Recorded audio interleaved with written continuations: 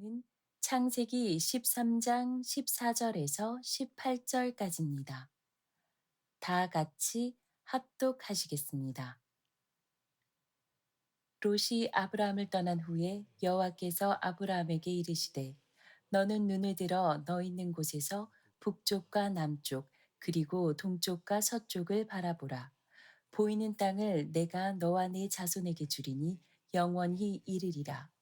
내가 네 자손이 땅의 티끌 같게 하리니 사람이 땅의 티끌을 능히 셀 수 있을진데 내 자손도 세리라. 너는 일어나 그 땅을 종과 횡으로 두루 다녀보라. 내가 그것을 내게 주리라. 이에 아브라함이 장막을 옮겨 헤브론에 있는 마므레 상수리 숲으로 이르러 거주하며 거기서 여호와를 위하여 제단을 쌓았더라. 아멘. 아멘. 할렐루야. 네, 오늘 송년 예배 마지막 주일 예배에 주님 앞에 나오신 여러분들을 진심으로 환영하고 하나님의 한량없는 은혜와 축복이 여러분들 위해 임하기를 간절히 소망합니다. 이 시간 우리 앞뒤 좌우로 한번 인사하시겠습니다. 모든 것이 은혜였습니다. 서로 한번 인사하시겠습니다. 모든 것이 은혜였습니다. 아멘. 네, 그렇습니다. 모든 것이 하나님의 은혜로 여기까지 왔습니다. 오늘은 눈을 들어 동서남북을 바라보라는 말씀으로 우리 함께 은혜를 받기를 원합니다. 여러분, 인생사 세옹지마라는 사자성어가 있죠. 고사성어가 있습니다. 세옹지마. 세옹지마의 뜻을 여러분 알고 계시죠? 세옹지마는 세옹의 말이다, 이런 뜻을 가지고 있습니다. 세옹의 말이라는 거예요. 여기에 얽혀있는 일화가 있습니다. 중국 변방에 세옹이라는 노인이 살고 있었는데 어느 날 그에게 있던 말 한마디가 달아나서 국경을 넘어가 버린 것입니다. 말을 잃어버리게 된 것이죠. 그 귀한 말을 잃어버리고 나니까 그 이웃들이 와서는 세옹을 위로했습니다. 어떡하냐고. 그러면서 참 위로하는 그런 말들을 했는데 오히려 세옹은 이렇게 말을 했다는 것입니다. 이것이 오히려 복이 될지 누가 알겠습니까? 그래서 너무 그렇게 안 해도 된다라는 것이죠. 아니나 다를까 국경을 넘어갔던 이 말이 좋은 말들을 끌고 다시 세옹에게 돌아온 것입니다. 말 한마리가 가서 많은 친구 말들을 데리고 온 것이죠. 그래서 사람들이 세옹에게 축하의 말을 전했습니다. 아니, 그게 이렇게 되다니요. 참 놀랍습니다. 당신은 복의 사람입니다. 이런 얘기를 했죠. 그러자 사람들이 세옹에게 축하의 말을 하자 세옹은 이렇게 또 말을 하는 것입니다. 이것이 또 화가 될지 누가 알겠습니까? 그렇게 하면서 너무 기뻐하지 않는 거예요. 그런데 이번에도 정말 세옹의 말처럼 세옹의 아들이 새로 그 좋은 말들이 왔는데 그 새로운 말을 타다가 그 말에서 떨어지는 바람에 낙상을 하게 되고 다리를 골절된 것입니다. 다리를 다쳤습니다. 또 이웃들이 안타까이 여기면서 세옹을 위로했지만 세옹은 또 이런 말을 합니다. 걱정하지 말라고. 이것이 복이 될지 어떻게 알겠습니까? 또 이번엔 이렇게 말을 하는 것이죠. 그러자 얼마 못 가서 그 나라에 전쟁이 일어났습니다. 많은 젊은이들이 징집되어서 그 전쟁에 참여하게 되고 많은 젊은이들이 목숨을 잃게 되었습니다. 그러나 세옹의 아들은 다리를 다쳐서 다리를 쓰지 못하는 관계로 징집되지 않고 살아남았던 것입니다. 인생사 세옹지마다라는 말이 이런 말입니다. 여러분, 우리 인생이 그렇습니다. 어떤 순간에는 너무 절망하거나 또 어떤 순간에는 너무 기뻐하거나 할 필요가 없다는 것이죠. 왜냐? 막다른 골목 같고 내 인생이 이제 끝났다라고 생각되는데 그것을 계기로 우리의 새로운 전기가 마련되어져서 새로운 삶의 길이 열리게 되기 때문에 그렇고, 그래서 축복이 될 수도 있고, 또한 복이라고 생각했던 그 복이라고 생각했던 그것이 내게 왔을 때 오히려 그것이 근심이 되고 걱정거리가 될 수도 있다는 사실입니다. 어떤 믿음 좋은 집사님 한 분이 회사에 다니다가 구조조정을 당했습니다. 나이가 아직도 젊은데 일찍 회사를 그만둘 수밖에 없는 그런 상황이 생겼죠. 그의 아내가 열심히 기도했습니다. 그렇지만 결국은 실직을 당하게 되었습니다. 그 가정에 어려움이 왔습니다. 고난의 시간이 된 것이죠.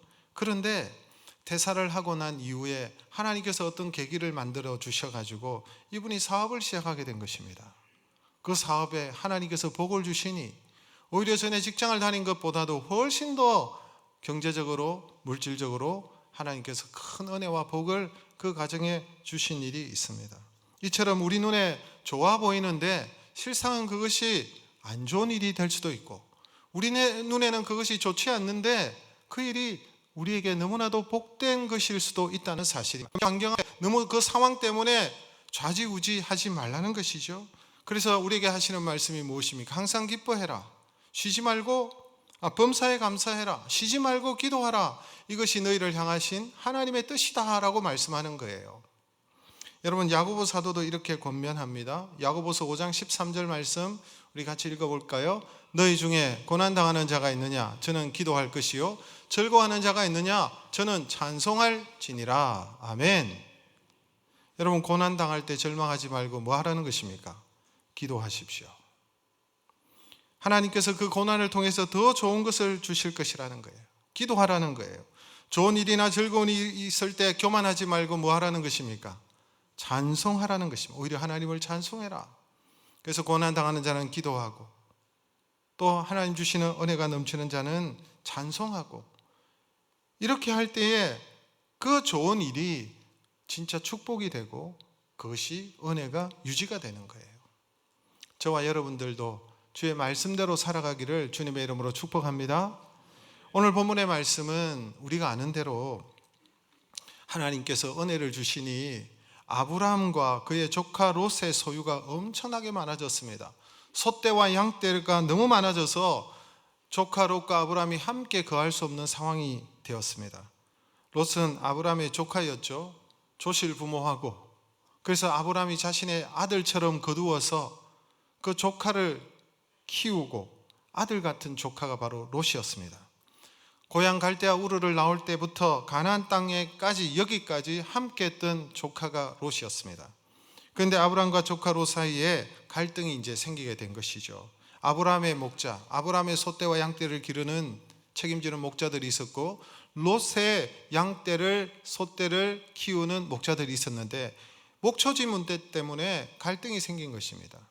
너무 소떼와 양떼는 많고 목초지는 부족하니까 이 목자들 사이에 다툼이 일어난 것이죠. 서로 좋은 풀을 먹이겠다고, 자신의 소떼와 양떼를 잘 키우겠다고, 그러다 보니까 다툼이 생기게 되고 삼촌과 조카 사이에 의가 상할 수 있는 그런 상황이 벌어진 거예요. 그래서 아브라함이 조카 롯을 불러서 제안을 했습니다. 아브라함이 롯에게 네가 좌하면 나는 우하고 네가 우하면 나는 좌하리라 라고 얘기하면서 선택권을 조카에게 준 것이죠. 조카 롯은 망설임도 없이 자기 눈에 비옥하게 보이는 땅, 요단 들판에 있는 그 소돔 땅을 향하여, 그 땅이 좋은 땅이고 비옥한 땅이기 때문에 그 땅을 선택하고 아브라함을 떠나게 된 것입니다. 당연히 아브라함은 롯이 선택한 그 땅보다 못한 땅이 이제 주어지게 된 것이겠죠. 여러분, 한번 상상을 해보십시오. 아브라함의 심정이 어떠했을까? 오늘 본문 14절에 보니까 롯이 아브라함을 떠난 후에 라는 표현이 나타나고 있습니다. 롯이 아브라함을 떠났습니다. 그때 여러분, 구체적으로 아브라함의 심정이 어떠했을지 성경은 표현하고 있지 않지만 우리가 상상해 볼 수 있습니다. 아브라함의 마음이 어떨까? 우리가 충분히 짐작할 수 있는데 아브라함이 섭섭했을 것입니다. 아브라함이 롯을 생각할 때 좀 괘씸하기도 했을 것입니다. 배신감도 좀 들었을 것입니다. 그리고 아들처럼 키웠던 조카이기 때문에 떠날 때 허전한 마음도 있었을 것입니다. 바로 그 순간에 이 아브라함에게 하나님께서 찾아오셨습니다. 그래서 아브라함에게 하신 말씀이 오늘 본문의 말씀입니다. 너는 눈을 들어서 너희 있는 곳에서 동서남북을 바라보라 라고 아브라함에게 말씀하셨던 것입니다. 롯은 오른쪽이나 왼쪽이냐를 결정하고 자기 판단대로, 자기 생각대로 비옥한 땅을 선택하고 떠났지만, 하나님께서는 아브라함에게 찾아오셔서 동이냐 서냐, 왼쪽이냐 오른쪽이냐를 선택하게 하신 것이 아니라 동서남북, 아예 동서남북 사방팔방으로 펼쳐지는 그 축복을 보장하시면서 보이는 이 땅을, 동서남북에 있는 보이는 이 땅을 다 네게 주겠다, 그리고 영원토록 너의 자손들에게 주겠다, 이런 놀라운 약속을 아브라함에게 하신 거예요. 아브라함이 섭섭하기도 하고 배신감이 들기도 하고 허전한 마음이 있기도 하고 수많은 감정들이 교차되는 그 순간에 하나님께서 아브라함에게 놀라운 약속을 하신 거예요. 그래서 아브라함이 자신의 미래에 대해서 불안하거나 목초지 때문에 불안하거나 조바심을 내거나 할 필요가 없다는 사실입니다. 네가 어떻게 가야 될지에 대해서 염려하거나 고민하지 않도록 하나님께서 아브라함에게 축복의 약속을 하신 것이죠. 롯이 비옥한 땅을 보고 떠난 그 자리, 어떻게 보면 섭섭하고 또 어떻게 보면 외로운 그 자리, 허전한 그 자리에 동서남북을 바라보라 하시면서 축복해 주셨습니다. 오늘 우리도 이 말씀을 붙잡기를 원합니다. 하나님은 오늘 우리에게도 너희 있는 곳에서 동서남북을 바라보라라고 말씀하고 계십니다. 우리가 서 있는 곳이 어디입니까? 2023년도 마지막 주일 예배, 이 송년 예배에 우리가 자리하고 있습니다. 한 해를 바라보면서 감사도 있고 후회도 있고 또한 허전함도 있고 교차하는 그런 많은 생각들이 교차하는 그런 시점에 우리에게 있습니다. 또한 새해 다가올 2024년도를 생각하면 어떻게 이 광야 같은 삶을 또 살아가야 되나, 어떻게 이 힘든 여정을 살아가야 되나, 어떻게 할 수 있을까 염려와 걱정을 하시고 계시는 분들도 계실 것입니다. 그런데 하나님께서 오늘 우리를 향해서, 그러한 자리에 있는 우리를 향해서 아브라함에게 말씀하신 것처럼 우리에게도 한 번도 가보지 못한 2023년도 4년도 이 새해를 앞둔 우리에게도 눈을 들어 동서남북을 바라보라고 하십니다. 그리고 염려하거나 조바심을 내거나 두려워하거나 하지 말라고 하시는 것입니다. 그 이유가 무엇입니까? 그 이유는 우리 앞에 펼쳐진 동서남북의 인도자는 하나님이시기 때문인 줄로 믿습니다. 여러분 14절에서 15절의 말씀을 우리 다시 한번 읽어볼까요? 롯이 아브라함을 떠난 후에 여호와께서 아브라함에게 이르시되 너는 눈을 들어 너 있는 곳에서 북쪽과 남쪽 그리고 동쪽과 서쪽을 바라보라. 보이는 땅을 내가 너와 내 자손에게 주리니 영원히 이르리라. 주님께서 이 놀라운 약속을 하셨죠. 이 약속을 할 수 있는 이유가 무엇입니까? 동서남북의 모든 땅의 주인은 하나님이시기 때문인 줄로 믿습니다. 동서남북의 인도자는 하나님이시기 때문에 하나님께서 이런 약속을 할 수 있는 거예요. 여러분 조카 롯은 자기 딴에는, 자기 판단에는 똑똑한 선택을 했고 스스로 만족스러운 선택을 해서 떠난 사람입니다. 아브라함이 양보의 미덕을 발휘하여서 조카가 먼저 선택해라 라고 할 때에 이 조카도 아니에요, 삼촌이 먼저 선택하세요 라고 하지 않고 한마디 그런 말도 하지 않고 자기 눈에 좋아 보이는 그 땅을 선택했습니다. 그 땅을 바라보면서 머리를 굴리고 계산하면서 이 땅보다는 저 땅이 훨씬 좋은 땅이지 라고 선택하며 떠나갔던 롯이었습니다. 롯의 눈에 비친 그 요단 들판과 그 소돔 땅은 너무나도 아름답고 복된 땅처럼 보였습니다. 애굽의 기름진 땅처럼 보였습니다. 하나님의 동산처럼, 마치 에덴 동산처럼 비옥하고 아름다운 땅처럼 보였던 것입니다. 롯은 일말의 망설임도 없이 자신의 선택이 옳다고 여기고 그 땅을 선택하고 출발했습니다. 그러나 롯의 선택은 최악의 선택이었습니다. 인생에 있어서 최악의 오답을 한 것입니다. 롯이 선택한 땅은 어떤 땅입니까? 사람의 눈에 볼 때는 너무나도 비옥하고 아름다운 땅이라 할지라도 그 땅은 죄악의 땅이었습니다. 그 땅은 탐욕의 땅이었습니다. 그 땅은 타락의 땅이었습니다. 그 땅은 하나님의 심판의 땅이었습니다. 그 땅에 죄악이 관영하여 하나님께서 소돔의 땅을 심판하셔야만 되는 그 땅이었습니다. 그 땅을 선택한 것입니다. 그 죄악의 땅을, 그 심판의 땅을, 그 저주의 땅을 선택하고 출발했던 것입니다.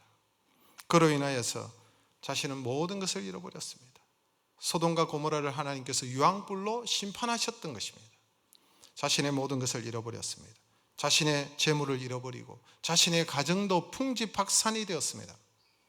사람의 눈을 의지하고 판단하고 자신의 눈에 옳아 보이는 그 땅을 선택하는 것이 옳은 방법이 아닙니다.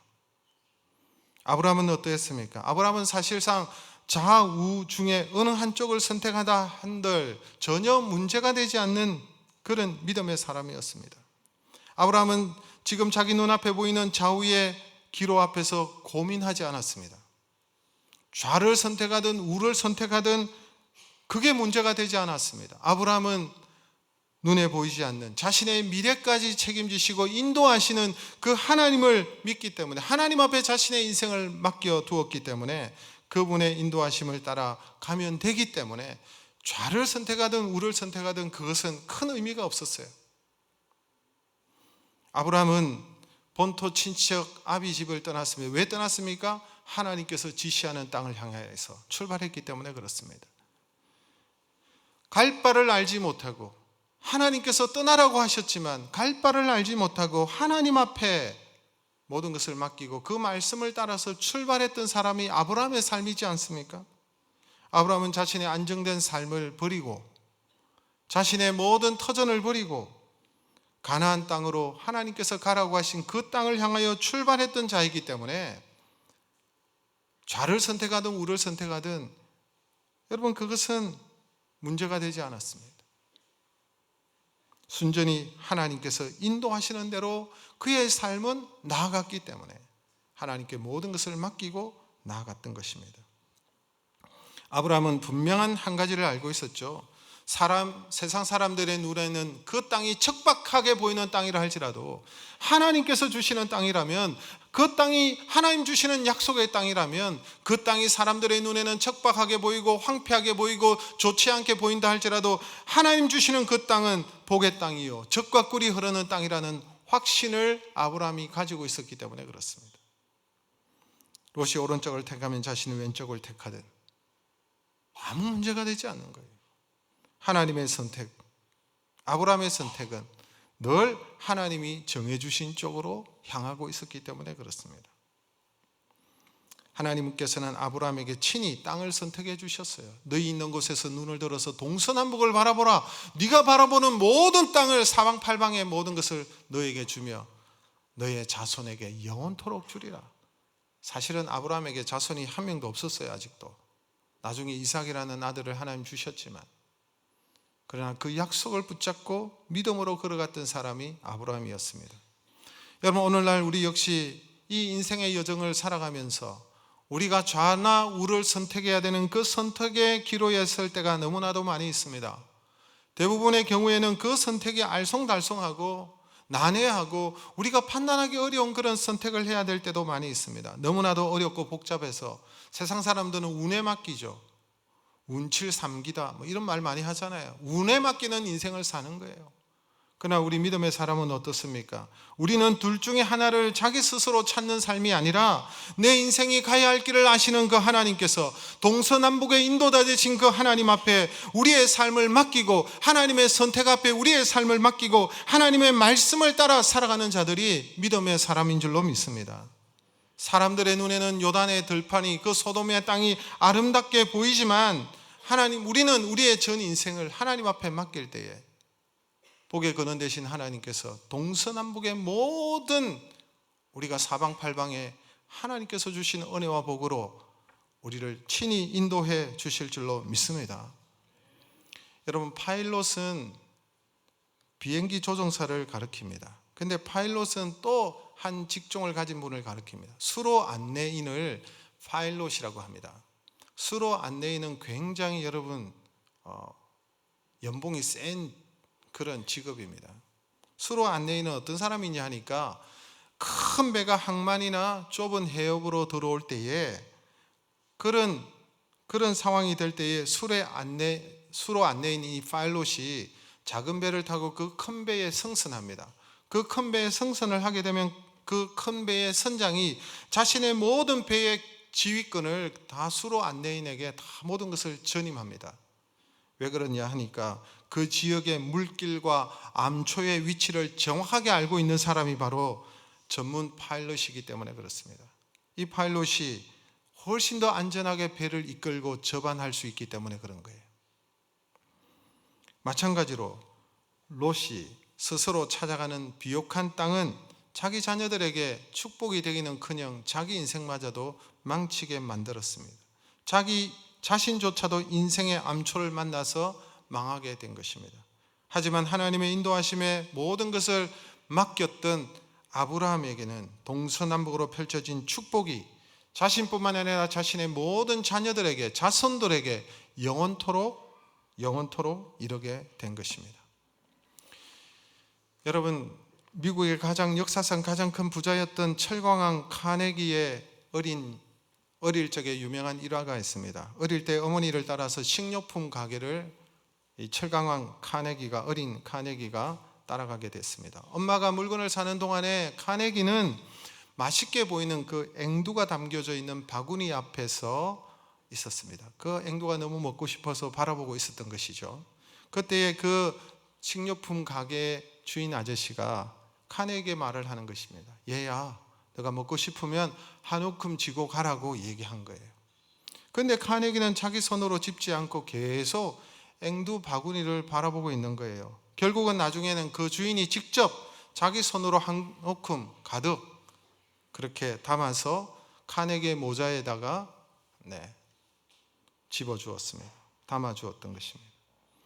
그때 이제 가게에 나와서 어머니가 물어봤어요. 얘야, 아까 주인 아저씨가 앵두를 한 움큼 집으라고 했는데 왜 집지 않았니? 라고 물어봤을 때 카네기가 이런 말을 했습니다. 아저씨의 손이 내 손보다 크잖아요. 그 말을 한 거예요. 만일 자기가 집었으면 몇 개 집지 못하는데 그 아저씨가 담아주니 자신의 모자에 가득 담기게 되었다는 것입니다. 그렇습니다. 롯처럼 내 손으로 붙잡겠다고 쫓아다니는 사람은 자신의 손 한 움큼만큼만 쥐게 되는 거예요. 그러나 하나님을 믿고 하나님께 우리의 삶을 맡기면 친히 하나님의 그 크신 손으로 담아서 우리에게 주시는 줄로 믿습니다. 이것이 믿음의 사람의 지혜로운 선택이라는 거예요.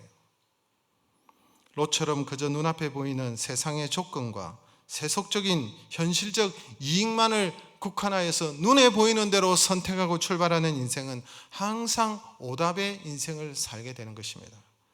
그러나 우리를 가장 좋은 길로 인도하시는 하나님, 동서남북의 인도자 되시는 복의 근원 되신 그 하나님께 우리의 삶을 맡길 때 그것이 우리에게 축복이 되며 복된 길로 하나님께서 우리의 삶을 책임져 주실 줄로 믿습니다. 두 번째로, 하나님께서 눈을 들어서 너희 있는 곳에서 동서남북을 바라보라 하시는데 그 동서남북의 중심이 교회라는 사실을 우리가 분명히 알아야 되는 것입니다. 동서남북의 중심, 축복의 중심이 교회입니다. 그것은 여러분 구약시대나 오늘 신약시대나 똑같습니다. 하나님의 인도하심과 하나님의 복을 누리기 위해서 여러분 우리는 이 사실을 분명히 알고 교회 중심의 삶을 살아야 되는 것입니다. 그 이유를 우리가 오늘 본문 18절에서 분명히 알 수 있습니다. 18절의 말씀을 같이 읽겠습니다. 이에 아브라함이 장막을 옮겨 헤브론에 있는 마불의 상수리 수풀에 이르러 거주하며 거기서 여호와를 위하여 단을 쌓았더라. 조카 롯과 이별하면서 그 대신 하나님의 약속의 말씀을 붙잡고 아브라함은 새로운 곳으로 이동하게 됩니다. 장막을 옮겨서 가나안 땅의 남쪽 중심부에 있는 헤브론이라는 땅에 도착하고 그곳에서 제일 먼저 또다시 거기서 여호와를 위하여 단을 쌓는 것을 시작했습니다. 여러분, 아브라함은 어디를 가든지 자신이 가 있는 그 장소에서 가장 먼저 한 일은 단을 쌓는 일을 했습니다. 단을 쌓는 일이라는 것은 바로 하나님 앞에 제사를 드리기 위해서 단을 쌓는 것을 말하는 것입니다. 사실 아브라함은 갈대아 우르 땅에서 나와서 하나님께서 가라고 하는 그 땅을 향하여 출발할 때부터 자신이 도착하는 곳곳마다 단을 쌓으며 하나님 앞에 예배하는 삶을 살았습니다. 아브라함은 정착하지 못했습니다. 정착하지 못하는 이유는 가나안 땅에 왔지만 여전히 그는 나그네였고 객이었습니다. 그래서 장막을 옮기는 삶을 살 수밖에 없었습니다. 또한 하나님께서 소떼와 양떼를 주셨기 때문에 목초지를 따라서 이동할 수밖에 없었습니다. 이동할 때마다 가장 먼저 했던 일은 장막을 옮길 때마다 단을 쌓았던 것입니다. 하나님 앞에 제단을 쌓고 그곳에서 하나님 앞에 제사를 드리고 하나님 앞에 예배하는 삶을 가장 먼저 했던 것입니다.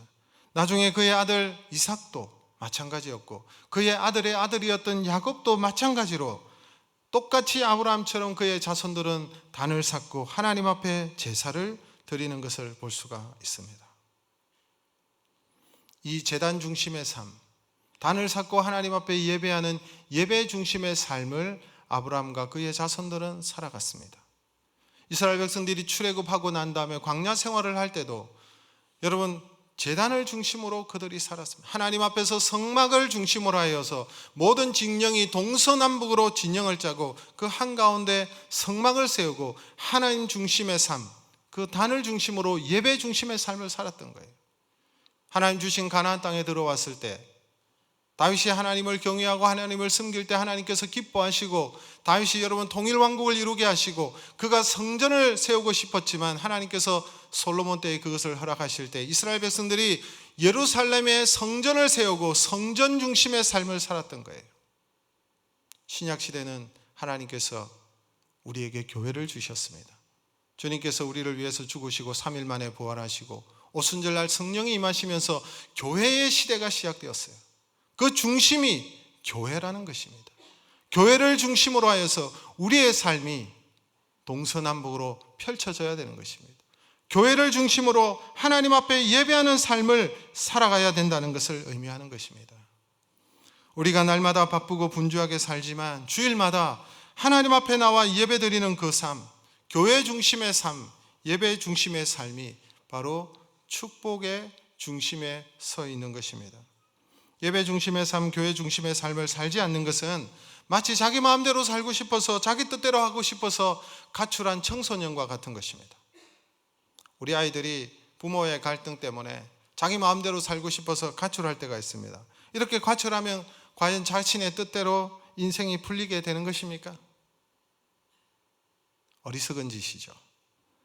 여러분, 가출하게 되면 악한 자의 소나기에 들어가서 범죄를 행하거나 혹은 매춘의 세계에 빠질 수도 있고 여러분 자신의 인생을 망치게 되는 것입니다.